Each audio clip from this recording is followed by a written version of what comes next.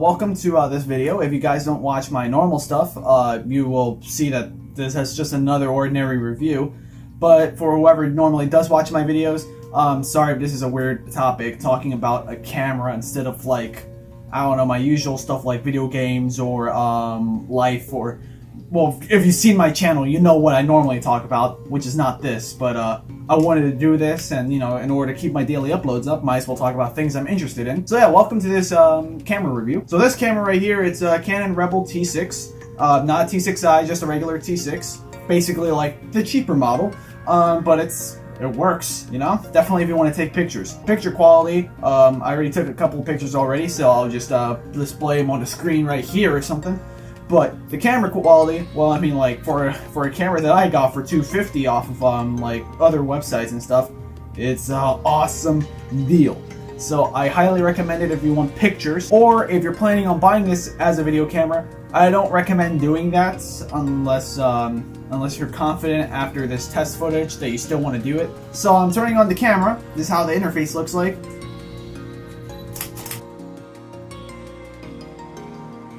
So, will the picture look good? And probably not, considering that the background is as dark as my hair. I'm now setting my camera, the exposure to my camera on my phone to be adequate for, well, using the display here. I have no means of capturing this. In fact, is there a means of capturing this interface as if it were like a computer screen with OBS? So this is how, if you have no idea how to work this dial up here, the good magical solution with digital cameras nowadays, well, it shows you down here: aperture priority, shutter, program, full auto, flash off, but full auto. I could have also used that as well. Creative auto, portrait. I generally avoid these only because of my class, but you don't have to. And here's what I'm going to be talking about now. If this looks really smooth, it's not going to look smooth on this camera because it's this camera that I'm pointing at right now. Okay, everyone. So 720p, it only supports 50 and 60 frames per second. Why 50 instead of just 30 or something? At 50, that is the PAL version, the PAL requirements, the European airing requirements or video requirements for a high frame rate, 50 frames per second. And for lower, 25. 720p supports only 60 or 50. So the camera, what is it capable of? We're going to put it into many tests. We're not just going to give it some generic, easy to pass tests. We're actually going to give it extreme tests that involve very high amounts of light, see how well that can handle, and then very low amounts of light and see how that handles. And we'll also do a very general video. But right now, the ultimate test in terms of how well does it perform as a video camera for doing a YouTube video, when I snap my fingers, we're going to change the video footage into the Rebel T6. And go. Okay, here we are now. 1080p, 30 FPS. Here's a quick note before I go any further. If you don't like the results right now, I can give a couple positives.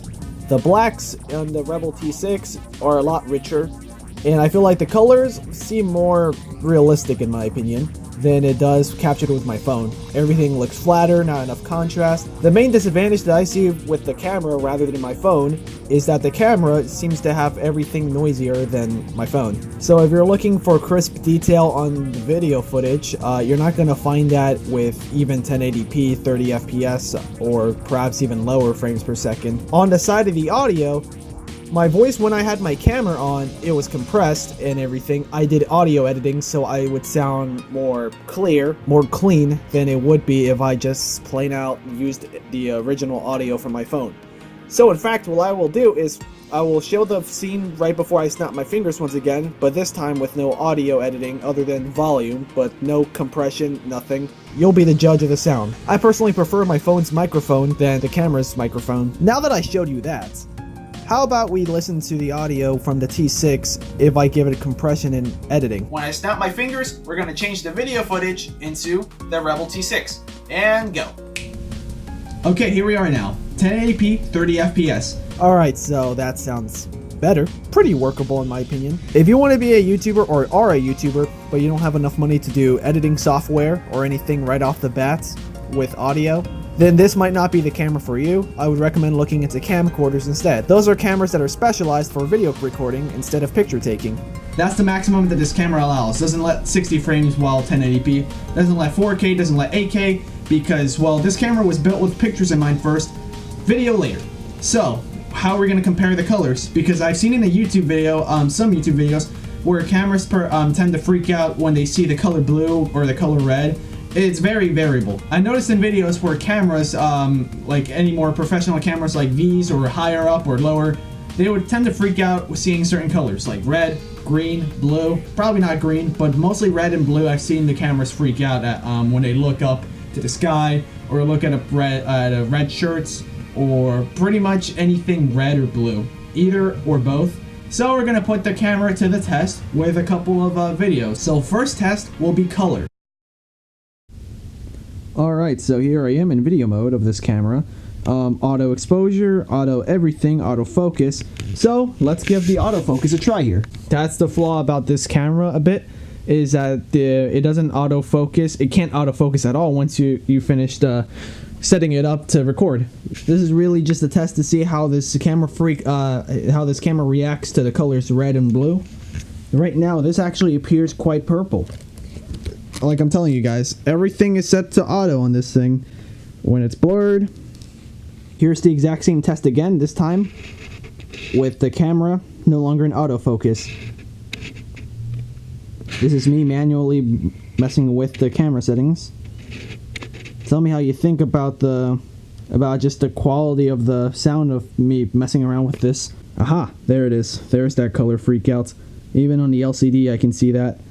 On the color blue, on the other hand, it doesn't seem to be having too much trouble.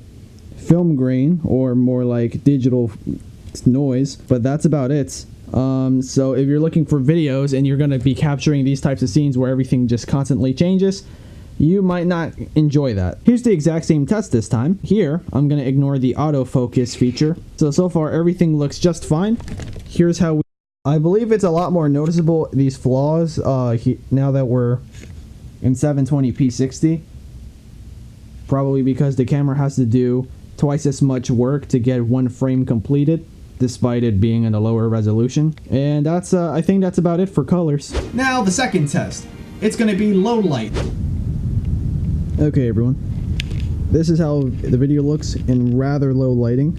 In real life, this room is, this area in the backyard is not that bright at all. Now I'm going to change the auto white balance to a different mode. Right now, it tries to retain the white colors, so I'll be right back. Alright guys, once again, the exact same thing, but this time it attempts to retain the warm colors, even in tungsten light. So white priority and ambient warmness priority.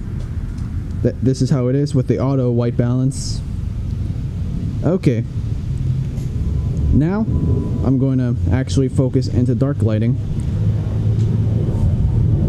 So this is how, in real life, this is slightly darker, I believe. You can hear a plane passing by. The good thing is that it's nighttime. In fact, today is the winter solstice, December 21st. So, I actually have the most amount of nighttime right now. My footsteps. I'm gonna jump. Sounds of puddles.